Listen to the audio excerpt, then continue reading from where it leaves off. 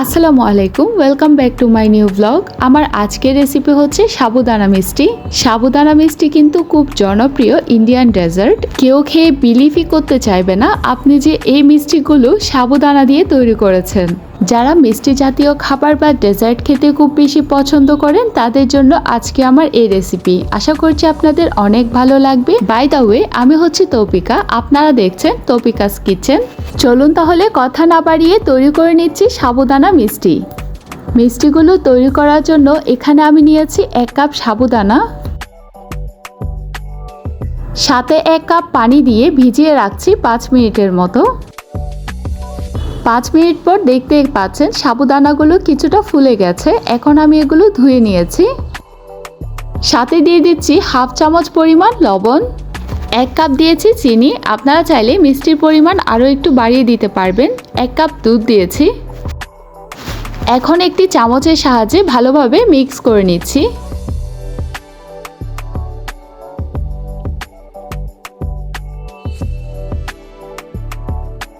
চুলায় একটি fry pan বসিয়ে দিয়েছি। ফ্রাই প্যানের উপর মিশ্রণটি ঢেলে নিয়েছি।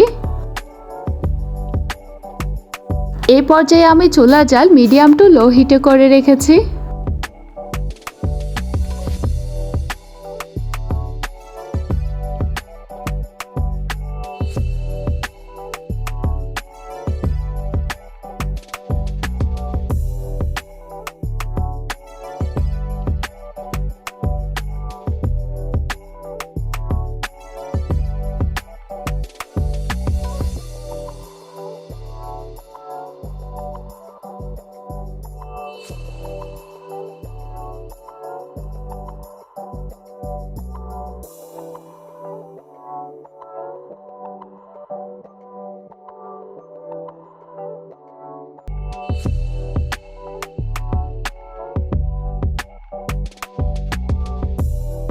যখন পানিটি শুকিয়ে আসবে তখন আমি 2 চামচের মতো গুঁড়া দুধ দিয়ে দিচ্ছি।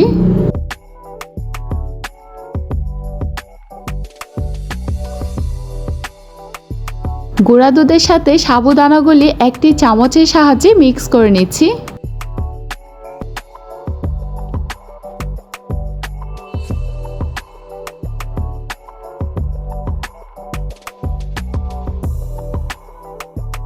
এই পর্যায়ে সামান্য পরিমাণে ঘি দিয়ে দিচ্ছি।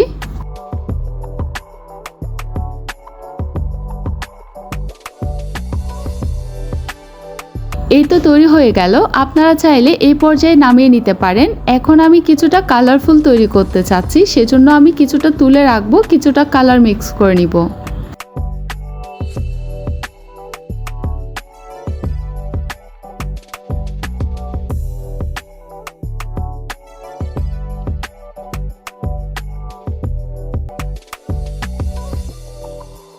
এখানে আমি 1 চামচের মতো ইয়েলো ফুড কালার দিয়ে দিয়েছি। আপনাদের হাতের কাছে যে কালার থাকবে সেই কালারটি মিক্স করে নিতে পারবেন। চাইলে আপনারা শুধু সাদাও তৈরি করে নিতে পারবেন। এই তো এবার অন্য একটি বাটির মধ্যে নিয়ে নিচ্ছি। এখানে আমি কিছুটা নারিকেল গুঁড়া নিয়ে নিয়েছি। হাতে কিছুটা ঘি মাখিয়ে নিয়ে সাদা মিশ্রণটি নিয়ে নিয়েছি। তারপর নারিকেলের পেস্টের মধ্যে নিয়ে চারিদিকে লাগিয়ে নিব। এরপর হাত দিয়ে চেপে চেপে মিষ্টি শেপ করে নিচ্ছি। এই তো দেখতেই পেলেন খুব সহজে তৈরি করে নিয়েছি সাদা মিষ্টি। এখন আমি কালারফুল মিষ্টিটিও একইভাবে তৈরি করে দেখাচ্ছি।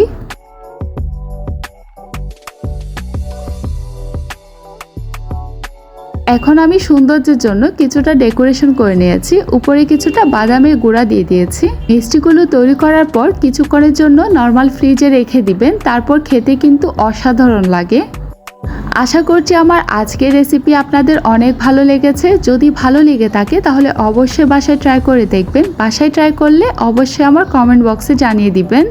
আজকে বিদায় নিচ্ছি। ভালো থাকবেন, সুস্থ থাকবেন। আল্লাহ হাফেজ।